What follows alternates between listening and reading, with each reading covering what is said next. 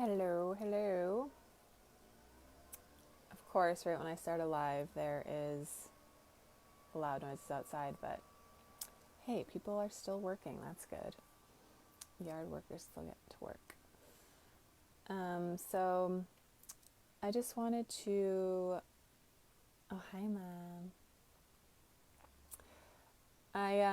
I wanted to jump on and just share a few thoughts that have been going through my mind today. And the main one being that, oh, hey, Misha, all these people are jumping on. It's awesome. Okay, so a couple of thoughts about the current situation.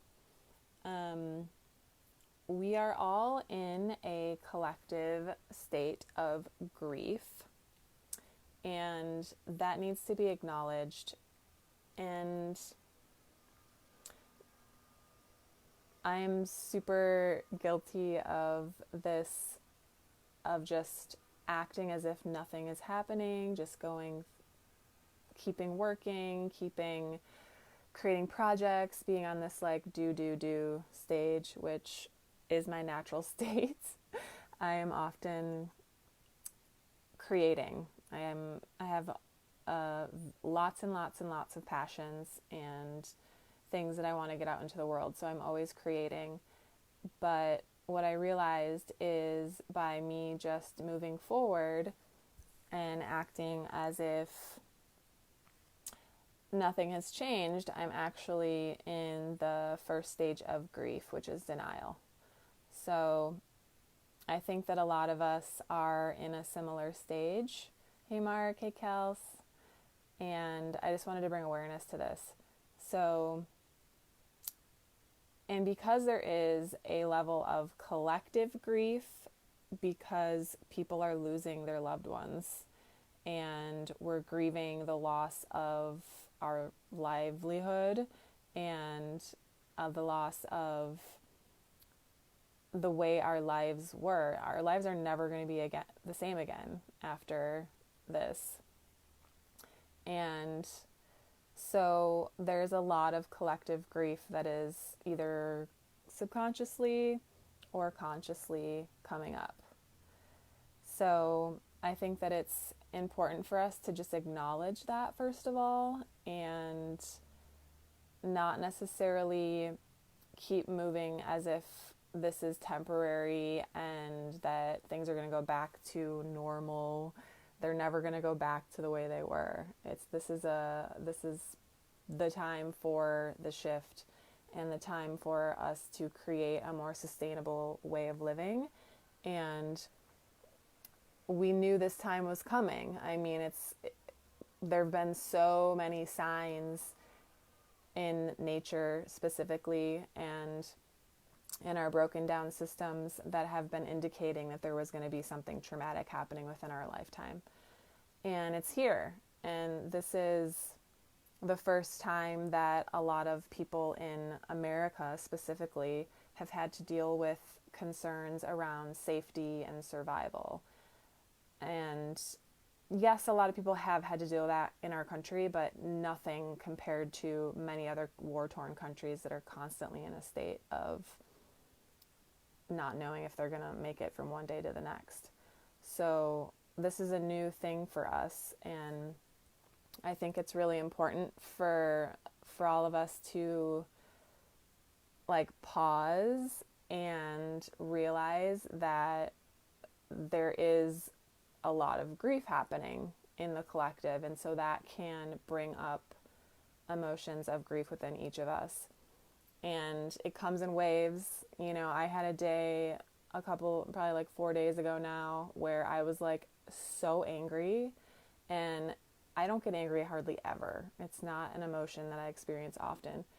And I didn't know why, I didn't know where it was coming from, and I just started crying, and all these emotions were coming up, and I couldn't shift it. You know, I couldn't shake it. I did all my tools, I did all my yoga, my breath work, listened to healing music, all the things, and wasn't able to shake it. And it was grief. It was a wave of grief. I was definitely mourning the loss of the way my life used to be, and that I don't get to see all my family and friends right now. And so it's important for us to just pause and to reflect on that. And I'm grieving that Sonic Davis had to cancel. Me too. I'm so sad that we didn't get to do that performance, but we will. We will do it at some point.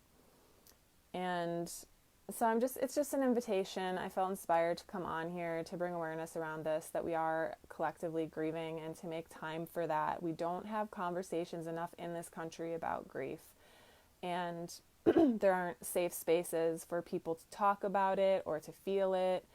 And this is a topic that I'm really passionate about, and I have been for some time. And there's a teacher, Martine Prechtel, that talks a lot about this. And, you know, he talks about in indigenous cultures, they often have something called a wailing wall, where you can go to this wall in a public space and wail, like sob and wail.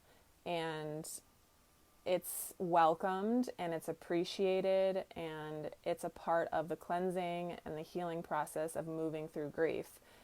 And we don't have anything like that here. I don't even know if many of us have had experience with that kind of crying, because we don't even allow ourselves to go there. And I definitely had a moment of that a few weeks ago. And it's so cleansing and important, and it's essential step that we're in right now, where we got to move past the denial. Like, we're in this is real, this is really happening. The surrealness of it, I think, is starting to fade. And there's also a need to allow your emotions to move. You know, energy in motion is what emotions are. They need to stay moving, otherwise you will get more anxious, more stress, can cause depression. All these things can be healed through allowing your emotions to move. So if you don't have a lot of experience with that, I invite you to just create some time where you can be by yourself, maybe in your bedroom, and listen to some calming music, or just do some stretches or something where you're not distracted, and you can just be with yourself and ask yourself, like, how am I feeling? Just checking in, like making that space. Don't just like stay on the TV all the time or watch movies constantly. Like, you need to create time and space for yourself to actually check in to see how you're feeling, because otherwise it's going to lead to something that's going to need to get your attention through a physical feeling. You know, it's going to cause that stress or that anxiety or physical pain somewhere to force you to listen. So the cleansing of our emotions is super important right now. And the other piece that I'd like to talk about is the stress and anxiety. So there's obviously increased levels of stress and anxiety happening right now.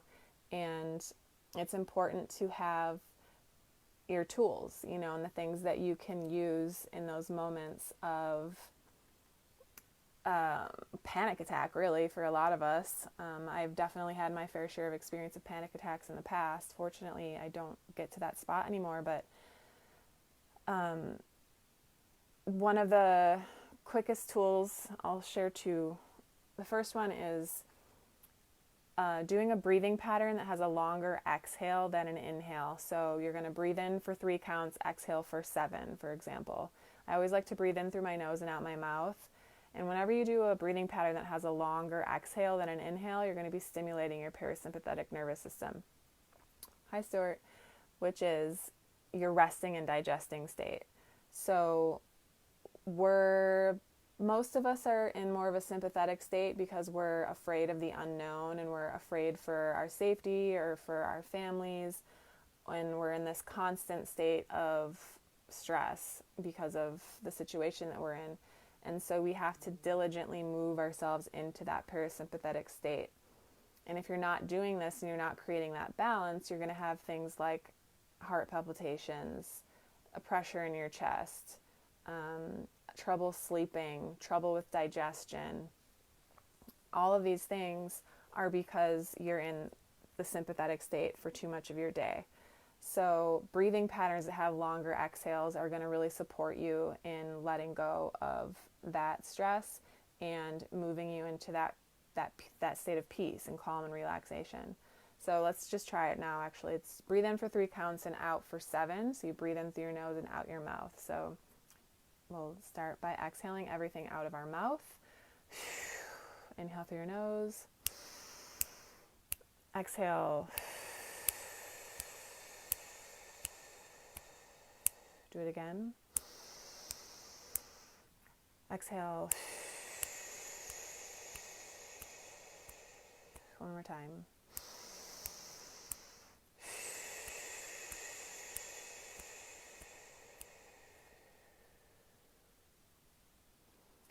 And so even with just doing that 3 times, I can already feel a shift in the way that I'm feeling. If you can, let me know. And it's a great hack to use whenever you're feeling that stress and anxiety, or you're feeling like you might be on the verge of getting a panic attack. Definitely keep doing that breathing pattern for as long as you need to feel like your nervous system is calming down a little bit. So that's a really good tool. And the other really quick one is humming. Don't be afraid to hum and use your own voice as a sound healing instrument. So you do the same thing. You just do a deep inhale through your nose, and then you hum for the entire length of your exhale. It's going to send that vibration into your body. It's going to stimulate your vagus nerve, and which calms your nervous system. And so it's a self-soothing tool. All of these are. And they're immediate and they're effective, and there's lots of science behind it, but you can just feel the effects of it very quickly. So those are the 2 that I recommend doing throughout this time, to really, like, throughout the day, whenever you're just feeling like you need to calm down a little bit, just use those tools, just the humming and the longer exhales. And for those of you that are super struggling at this time, I do have a program that's starting on Thursday, which I think is tomorrow. And it's a group program. So it's super affordable, and it's 1 month long. And the first day, which is tomorrow, we're going to be focusing primarily on stress and anxiety relief and different tools. And then it moves into different vibrational medicines that can support us at this time and really up-leveling our health, because that is definitely essential at this time. Like legit, we were built for this time. Like, we're all alive at this time during this happening because we can handle it, because we chose it. So, but you have to take responsibility for that, and you have to actually use all of the tools that are available. And vibrational medicine is the best way, because it's everything that you have within you, like your breath and your voice and many other things that we're going to be talking about. So check that out. It's on my page. It's called Vibrational Medicine Health Up Level. And reach out to me if you have any questions. And also, I'm available. I'm here for anyone that really needs some support with stress and anxiety relief. I've been doing some one-on-one sessions, and everyone's going through it. Like, we're all going through it. But don't be afraid to ask for support and to reach out to the people that are in your community that have experience dealing with these kinds of things, like myself. So with that, I just want to send you so many blessings, and make sure that you are taking time for yourself to feel, and to ask yourself if you're in denial of the grief that needs to come through you at this time. Even if you're not, well, everyone's affected by this in some way. Like, we can't avoid it. And it's not even just our country, it's the entire world. So there is a lot that needs to be addressed and needs to be felt, and we have to make time for ourselves for that. So I hope you got value out of this. Please share it if you feel like people need to hear this message in your communities. And thank you so much for checking in. Peace to you all. Bye.